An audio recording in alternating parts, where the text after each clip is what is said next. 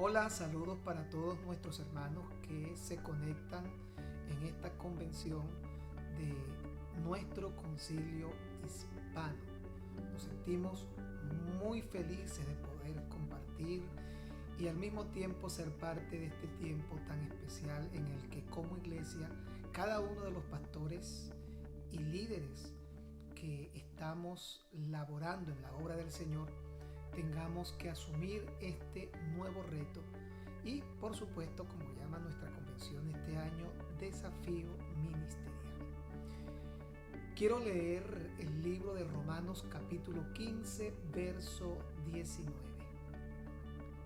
De manera que desde Jerusalén y por los alrededores hasta Ilírico todo lo he llenado del evangelio de Cristo, dice el apóstol Pablo.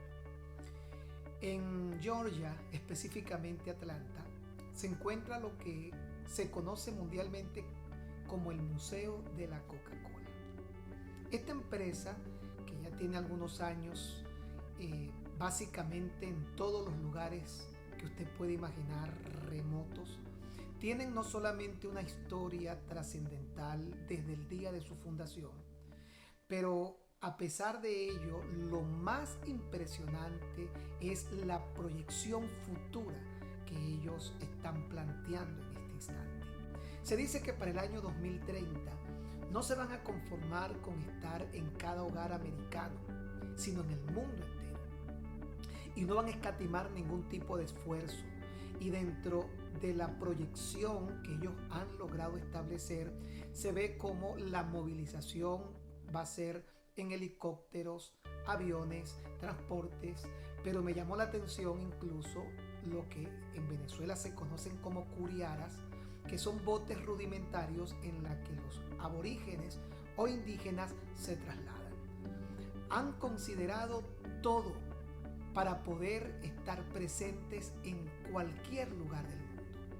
Qué interesante ver no solo su trayectoria, sino también la proyección futura y el cronograma en el que ellos están haciendo todos sus esfuerzos por tratar de cumplir con la visión que como empresa están desarrollando. El Evangelio de Jesucristo durante estos últimos 2000 años ha logrado también tener un desarrollo histórico. Pero sería muy triste que los que hoy hemos sido alcanzados no tengamos la visión correcta para proyectarnos no solo en esta generación, sino para las generaciones futuras. Y si no logramos apuntar no solo a lo que hacemos hoy, sino a lo que tendremos que hacer, es muy probable que Dios tenga que valerse de cualquier otro recurso inimaginado para poder hacer que el Evangelio llegue hasta lo último de la tierra. Recordemos las palabras de Jesús cuando hablaba de su segunda venida. Será predicado este Evangelio del reino en todo el mundo y entonces vendrá el fin. Nos hemos quedado cómodos en nuestras congregaciones. Hemos considerado que el único trabajo viable para la iglesia es seguir siendo correspondientes con lo que tradicionalmente se ha realizado y nos hemos olvidado de esta generación y de las generaciones futuras. Hay una discusión que siempre va a estar latente: las iglesias grandes, las iglesias pequeñas, y yo soy de los que creo que las iglesias pueden crecer dependiendo de muchas cosas. Pero hay 5 limitantes que se pueden considerar en este momento al pensar en una iglesia que no logra crecer. La primera, una iglesia que teme al mundo. Por ejemplo, los Amish que se encuentran en un sector de Pensilvania, o los judíos hasídicos de Mea Shearim o Gaula, algunos de los valles más ultraortodoxos del mundo, temen al mundo. Y como le temen, no son capaces de desarrollarse ni buscar ninguna manera de conexión. Y esto ha hecho que por mucho tiempo se vayan quedando. Hay una iglesia que lamentablemente le teme al mundo y no ha entendido cuál es su verdadera responsabilidad. La segunda, falta de herramientas. Hace algún tiempo nos tocaba entregar en este país lo que corresponde a cada iglesia, la declaración de impuestos. Y nos dimos cuenta que había un programa de computación que nos iba a facilitar el trabajo. Y esta herramienta nos vino a ayudar, aunado a esto, a hacer el curso para saber cómo trabajar con ella. Y aunque esto para muchos es inconcebible porque pretenden seguir teniendo a lápiz y papel todo lo que es un trabajo dirigido de forma contable, yo pienso que abrirnos para tener herramientas de organización siempre va a permitir que la iglesia pueda desarrollarse y al mismo tiempo crecer. La tercera causa, la justificación producto de frustraciones personales. Muchas personas se han frustrado a lo largo del tiempo por no poder tener lo que ellos proyectaron en algún tiempo, en algún momento. Y eso les ha llevado a justificar con a veces razones absurdas el por qué se han estancado o no han podido seguir desarrollándose. Es muy parecido a esta máxima que yo compartía días anteriores. Cuando una mujer bonita está con un hombre feo, lo más seguro es que alguien suponga y diga seguramente que tiene dinero. Y a veces no es que la persona tenga dinero, sino que tiene a lo mejor un trato y está haciendo cosas que corresponden para mantener a esta mujer hermosa, y nosotros, por tener la frustración de no poseer lo que vemos que otros tienen, entonces reaccionamos criticando y no analizando las cosas que debemos mejorar. Esa frustración yo creo que le está haciendo daño a muchos. La cuarta razón por la que una iglesia puede dejar de crecer y se puede estancar, y no me estoy refiriendo únicamente a números. La cuarta razón, el conformismo. Cuando una iglesia no tiene visión ni aspiración, sino que tiene este espíritu demoníaco de conformismo, nunca va a poder desarrollarse. Hay un pastor a quien yo conocí hace algunos años que su meta siempre eran las 90, 100 personas. Y cuando la iglesia sobrepasaba esa cantidad, él mismo se sentía incómodo y producía cualquier situación con el fin de que estas personas se fueran y ellos pudieran volver a llegar a 90, 100 personas.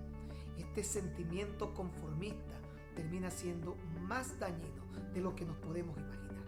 Y quinto y último razón por la que muchas iglesias no crecen, y aquí tendríamos que hablar de una positiva, es cuando estamos cumpliendo obedientemente el llamado de Dios. A veces el llamado de Dios para una persona no es la misma que para otra. Vemos que los misioneros que se dedicaron a llevar el mensaje salvador a muchos lugares del mundo no lograron conectarse con las grandes masas y con números de personas, pero ellos estaban cumpliendo obedientemente lo que el Señor les había pedido. Y esta probablemente, siendo la quinta causa, es la más razonable y hasta correcta de las cuatro anteriores. Miedo al mundo, falta de herramientas, justificaciones producto de frustración, conformismo y obediencia al llamado de Dios. Y estar confiados y tranquilos que lo que estamos haciendo en ese quinto punto, obediencia al llamado de Dios, es lo que necesitamos y debemos. En segundo lugar, quiero hablar de lo que hoy se está identificando en muchos sectores de la iglesia tradicional como la iglesia emergente. Una iglesia emergente para algunos sectores tiene que ver con esta nueva modalidad de hacer iglesia. Algunos han tratado, sin darse cuenta, de confundir esencia con tradición. Están defendiendo una esencia que en realidad no tiene que ver con el verdadero mensaje del evangelio. Solo es la tradición de algunos que en defensa a este tipo de situaciones se resisten a los cambios. Y esta tradición que no les permite ir más allá es lo que ellos han terminado definiendo como esencia. La esencia del evangelio es la pasión por salvar almas. La esencia del evangelio es la sana doctrina quien de forma apologética debemos defender constantemente. La esencia del Evangelio son los valores morales que definen la vida cristiana de un salvado. Así que no confunda esencia con tradiciones. Me gustó porque hace poco alguien conceptualizaba de una manera bien interesante el término tradición. Y esa definición terminó haciéndome entender que muchos, lamentablemente, lo que estamos es defendiendo una tradición y no la verdadera esencia del Evangelio. En esta defensa tradicional que algunos han confundido con esencia, empieza un ataque con todo lo que se puede a lo que hoy se conoce como iglesia emergente o iglesias modernas. Estas iglesias que están emergiendo de un mundo convulsionado, pero que está sabiendo interpretar correctamente a ese mundo. ¿Qué atacan las personas que critican esta iglesia emergente? Atacan lo absurdo por creer que es su esencia cuando realmente es tradición. Por ejemplo, atacan el que una persona use corbata, el que una persona use un saco, el que no tengan púlpitos y bancos de maderas, el que tengan un lenguaje menos protocolar pero más cercano a las personas, el que manejen redes sociales y se conecten con las personas a través de estas plataformas digitales, el que no canten himnos tradicionales, el que sigan creyendo que la única forma de evangelizar, no quiero decir que sea mala, pero sigan creyendo que la única forma son los megáfonos y los tratados, o sigan manteniendo una defensa absurda por la liturgia del funcionamiento de una iglesia. ¿Sabe algo? El púlpito, o lo que nosotros conocemos como púlpito, es una pieza de tecnología religiosa y antigua. En su momento fue la tecnología cuando aparece, pero no era de forma original lo que usó Jesús o usaron los apóstoles durante su tiempo de predicación. De hecho, durante 3 siglos la iglesia estuvo centrado en casas. No existían las estructuras que nosotros hoy conocemos con el nombre de iglesias, que es a lo que le hemos definido el lugar del edificio en donde operamos. La iglesia funcionaba, operaba en las casas. ¿Sabe algo? En el cielo no hay púlpito, en el cielo hay trono. Y como dije, el púlpito es una pieza de tecnología obsoleta y pasada de moda que fue muy útil para su tiempo. Se desarrolló como una necesidad de la iglesia cuando se convirtió en religión oficial del Imperio Romano y comenzó a tomar los edificios del gobierno llamado basílicas para hacer servicios o reuniones que estaban ahora condicionadas a lo que era la iglesia imperial. Entonces, si entendemos todo esto, vamos a darnos cuenta todo lo que ha cambiado la iglesia a lo largo del tiempo. Número 3. El evangelio original y efectivo supo interpretar culturas, generaciones, ideas y necesidades. Un ejemplo son los evangelios sinópticos. Los 4 evangelistas, Mateo, Marcos, Lucas y Juan, se dirigieron a sectores completamente diferentes. Mateo habla a los judíos, Lucas a los romanos, Marcos a los griegos y Juan prácticamente a todo el mundo gentil. Y cada uno de ellos interpretó de forma correcta esa cultura, esos pensamientos, esas generaciones. Y fue lo que permitió que ese mensaje llegara hasta el último rincón de la tierra del mundo conocido. Hoy nosotros nos resistimos a entender que aunque el mensaje sigue siendo el mismo, necesitamos interpretar las culturas y las ideas y pensamientos para que ese mismo mensaje pueda llegar según el idioma que cada quien puede direccionar y hasta codificar. Por ejemplo, Mateo hablaba del mismo mensaje evangelizador, igual que el de Lucas, Marcos y Juan, pero la forma de explicarlo fue completamente diferente, porque tuvieron que adaptarse a cada una de estas culturas con el fin de ser efectivos en su predicación. Si la iglesia no logra adaptarse a esta sociedad para ser más efectiva en su predicación, esto va a seguir convirtiendo a esta iglesia tradicional en una pieza de museo que difícilmente se podrá desarrollar para cumplir la gran comisión que Jesús nos ha entregado. No podemos seguir temiéndole al mundo. Dios nos envió como ovejas en medio de lobos.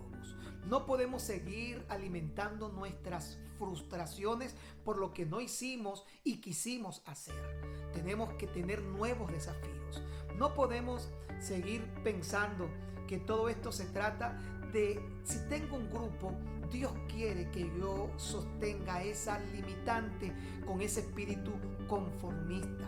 No podemos seguir viviendo con carencia de herramientas en un tiempo como este, en donde la sociedad está cambiando y cada día nos entrega una cantidad de elementos para poder maximizar nuestro trabajo como iglesia.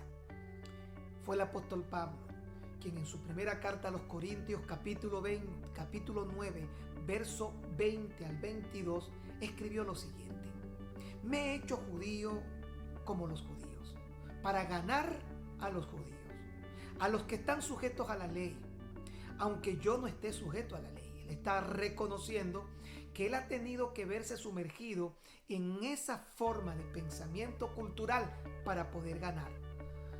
Como sujeto a la ley, para ganar a los que están sujetos a la ley, a los que están sin ley, como si yo estuviera sin ley, no estando yo sin ley de Dios, sino bajo la ley de Cristo, para ganar a los que están sin ley. Me he hecho débil a los débiles, para ganar a los débiles. A todos me he hecho de todo, para que de todos modos salve a algunos.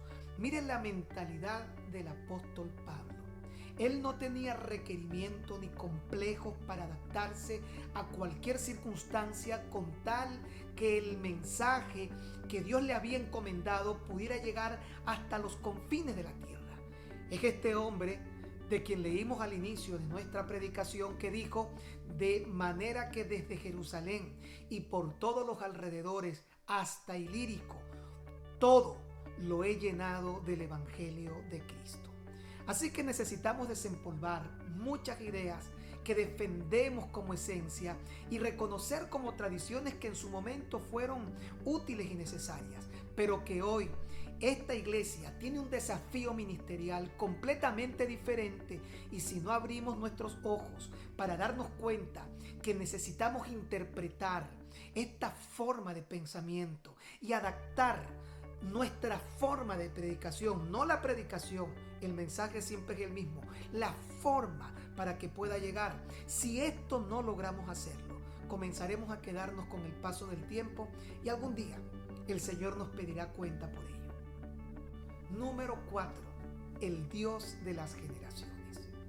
Dios, en el libro de los Romanos, le revela al apóstol Pablo que había escogido a Jacob, pero a Esaú lo había rechazado. La palabra que usa allí es que lo había aborrecido. A Jacob amé, mas a Esaú aborrecí. Y la razón fue una: la mente de Esaú no era generacional. Era una mente pragmática llevada a un tiempo y a un momento en el que él estaba y se resistía a sus próximas generaciones. Cuando Jacob negocia con él aquel potaje, le responde: ¿y para qué quiero esta primogenitura? Si a fin de cuentas algún día moriré. Y Jacob entendía que él también moriría, pero él quería aquella bendición, no para él. Él sabía que su tiempo de vida útil estaba limitada al tiempo de los humanos, pero sabía que sus generaciones necesitaban lo que para él en ese momento era de vital importancia, como esta bendición que Esaú menospreciaba, porque él decía: el día que me muera ya no voy a tener que utilizarla. Pero Jacob decía dentro de sí: yo voy a morir, pero quiero esto para mis hijos, y para los hijos de mis hijos, y para los hijos de los hijos de mis hijos. Es por eso que cuando leemos el Salmo 90, verso 1, encontramos al salmista diciendo: Señor, tú nos has sido refugio de generación en generación, de generación en generación. Porque Dios no piensa como nosotros. Dios piensa de forma generacional. Por eso amó a Jacob, porque Jacob se convertiría en el enlace entre Abraham y la nación de Israel.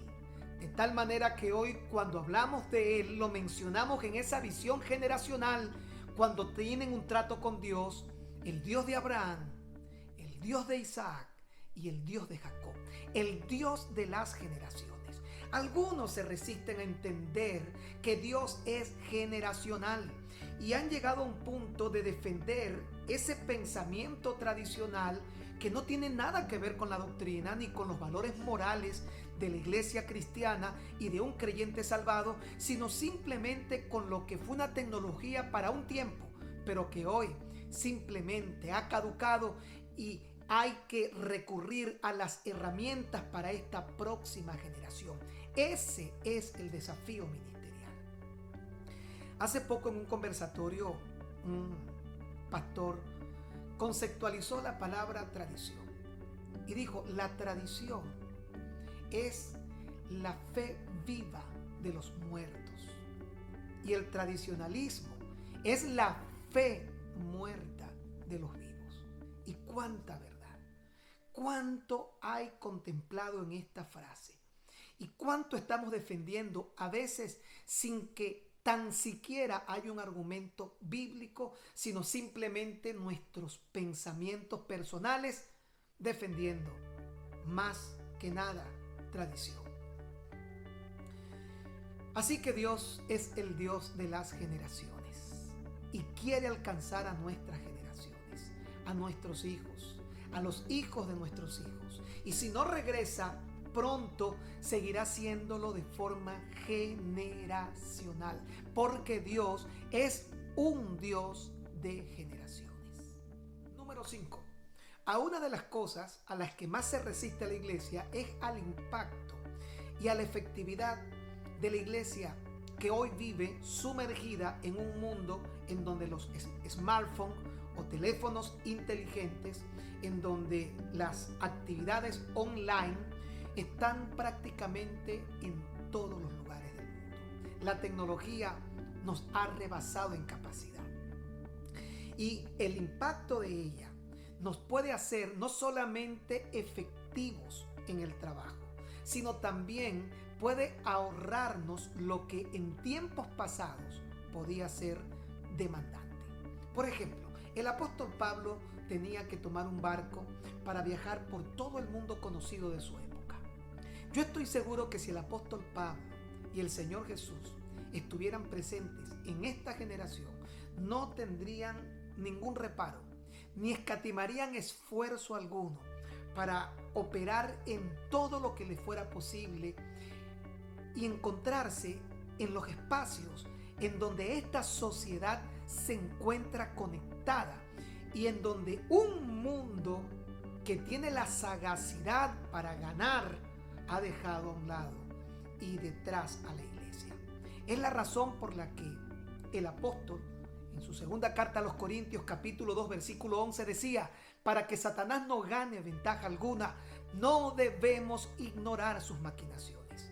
Ignorar probablemente haga que Satanás nos aventaje y se coloque en posiciones privilegiadas, siendo que la iglesia recibió de parte de Dios la victoria sobre todo, de tal manera que las puertas del infierno no prevalecerán contra ella. Pero ¿de qué sirve tener todo este recurso conquistado en la cruz en favor nuestro si ni siquiera podemos poner en práctica esta verdad, porque nos hemos resistido a navegar en estos espacios que son la demanda de una generación que no piensa como esta iglesia que hoy se resiste a esto? Hoy ha surgido algo llamado la iglesia digital y entonces entra en vigor la importancia de las aplicaciones, plataformas digitales, la comprensión de los algoritmos de las redes sociales, sus alcances, el efecto que tiene, la visión de las redes, Son estructuras formadas en Internet para poder captar masas. Y por esto es que las personas de hoy hacen mucho más vida en esto que mucha gente en la iglesia no ha logrado entender, y ha dejado que sean miles y miles de jóvenes los que están consumiendo pornografía, los que están absorbiendo pedofilia, prostitución, grosería y cuánta cosa se puede encontrar en las redes sociales. El día que Jesús visitó a Mateo, al salir dijo las siguientes palabras: el Hijo del Hombre vino a buscar y a salvar lo que se había perdido. No dice el texto en cuestión a los que se habían perdido, no, dice lo que se había perdido, para referirse a algo. No se estaba refiriendo a alguien, no se estaba dirigiendo en este preciso pasaje a personas, sino a algo. Y muchos surgen preguntándose para decir, ¿y a qué se refería? El Hijo del Hombre vino a buscar y a salvar lo que se había perdido. Repito, si hubiera dicho a los que se habían perdido, estuviera hablando de personas. Pero al decir lo que se había perdido, se refiere a algo. Estas palabras fueron dichas en la casa de Zaqueo. Luego que este hombre que había robado a tantos, siendo publicano, y recuerde que el publicano bíblico siempre era contado entre los pecadores, porque un publicano era un recaudador de impuestos al servicio del Imperio Romano, de tal manera que era visto como un traidor para el pueblo judío. Pero más allá de eso, en una época en donde no había computadoras ni todo el sistema digitalizado que hoy tienen las grandes empresas como la IRS o cualquier otro organismo de recurso tributario, era muy fácil robar. Y encontraban que los publicanos tenían haciendas, casas y muchas propiedades. Y nada de esto era adquirido de forma lícita. Por eso Zaqueo, en el momento en el que recibe a Jesús en su casa, al finalizar aquella hermosa reunión dice: si a alguien he defraudado, y él sabía que había defraudado a muchos, se lo devolveré. Porque el publicano era abiertamente reconocido por el pueblo como un ladrón. Cuando Jesús en casa de Zaqueo dice: el Hijo del Hombre vino a buscar y a salvar lo que se había perdido. ¿Sabe qué estaba perdido? La función del publicano, el recaudador de impuestos, el funcionario de la IRS, de quien se decía que tenía todo a su alcance para robar. Y todo lo que Jesús le estaba diciendo era: no tienes que dejar de ser publicano, no tienes que dejar tu profesión, porque yo no solamente vine a salvar a hombres, vine también a rescatar esas cosas que el mundo ha tomado y las ha corrompido. En pocas palabras, sigue siendo publicano. Vine a redimir la función y la labor del publicano. Y ahora seguirás en tu función, con la única diferencia que no volverás a robar. En pocas palabras, hay tantos recursos que la iglesia ha considerado mala, y la iglesia lo ha satanizado por una sola razón: porque no entendimos que también Jesús vino a redimir aquello que el hombre ha corrompido. Llegó el momento de entrar en este mundo digital y permitir que el Hijo del Hombre también salve eso que se ha perdido, porque ha sido corrompido por la mente y el pensamiento del hombre. El tiempo no sería suficiente para seguir conversando y dar mayor información lo que es la iglesia digital.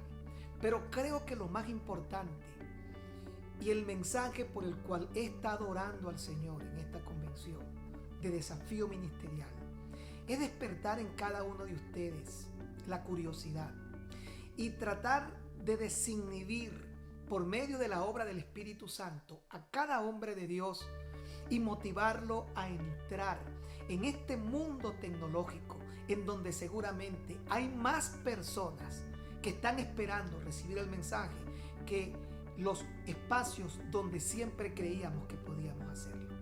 Durante tiempo de pandemia tuvimos la oportunidad de abrir Renuevo Digital Church. A estas alturas somos aproximadamente un promedio de casi 120 personas. 120 personas que se han dado cuenta que esto es un mundo. Que usted no lo conozca es otra cosa. Pero el mundo digital, estas plataformas, las redes sociales son un mundo. De hecho, hay personas que tienen lo que se conoce como avatares. Un avatar es un personaje que forma parte de este mundo virtual. Y este tipo de individuos no hacen vida en el mundo real, hacen vida en este mundo digital. Tienen nombres, desarrollan una vida, conocen parejas, tienen la posibilidad incluso de desarrollarse, entre comillas, de forma humana en este mundo tecnológico conocido como la fuerza digitalizada en todo lo que hoy se implementa. Yo me he visto obligado, por razón de estas almas por quien Cristo también murió, que no son menos valiosas ni menos importantes que las que usted puede encontrar en la calle, en un supermercado, o la que puede escuchar una emisora radial. Tiene la misma alma valiosa y preciosa para Dios. Y esto me llevó a indagar sobre todo esto, para tener una cuenta en TikTok, una cuenta en Telegram, una cuenta en Instagram, una cuenta en Facebook, una cuenta en YouTube y abrir una página web para comenzar a operar como una iglesia digital. Increíblemente, en estos 4 meses hemos tenido una audiencia que ha traído el interés de 120 personas. 120 personas que están haciendo todo lo posible por involucrarse en estas formas de hacer vida, porque son formas de hacer vida. Que usted la ignore no quiere decir que no exista. El gran problema es que tenemos una mentalidad tradicional, una mentalidad de púlpito, en donde hemos creado una liturgia de la que no queremos salir. Y la iglesia digital, a la par de la iglesia presencial, para todo el que hoy logra abrir sus ojos a esta Matrix, a este mundo, solamente puedo decirles, bienvenidos a la realidad. Esta es la era digital, llena de hombres, mujeres, jóvenes, niños, con una cantidad de necesidades tan reales como las que conocemos en el día a día con las personas con las que compartimos. Y si la iglesia no se abre a entender esto, nos quedaremos. Y solamente viene a mi mente las palabras que le dijo Mardoqueo a Esther cuando había surgido en su tiempo aquel edicto real para acabar con el pueblo judío. Y fuera del palacio, este hombre le dice a ella: ¿quién sabe si para esta hora has llegado? Si no haces nada, respiro y liberación vendrá de otro lugar. En pocas palabras, Dios levantará a alguien. Si tú no eres consciente del tiempo que vives y la razón por la cual estás allí, no hay problema, le dijo Mardoqueo. De algún lugar respiro y liberación vendrá. Dios se valdrá de alguien que logre entender lo que tú hoy resistes. Pero quién sabe si para esta hora has llegado. Si no lo hacemos, si usted decide quedarse en esta manera cómoda, aunque yo no creo que sea tan cómoda, porque la tecnología de alguna manera ha venido a facilitar tantas cosas. Si usted decide quedarse, no se preocupe. Si ustedes no hablan, las piedras hablarán por vosotros. Respiro y liberación vendrá de cualquier lugar. Dios está tratando con esta generación, porque Dios es un Dios generacional. Y está levantando en esta generación un ejército que están viendo la misma necesidad que vimos en otrora cuando comenzamos el ministerio.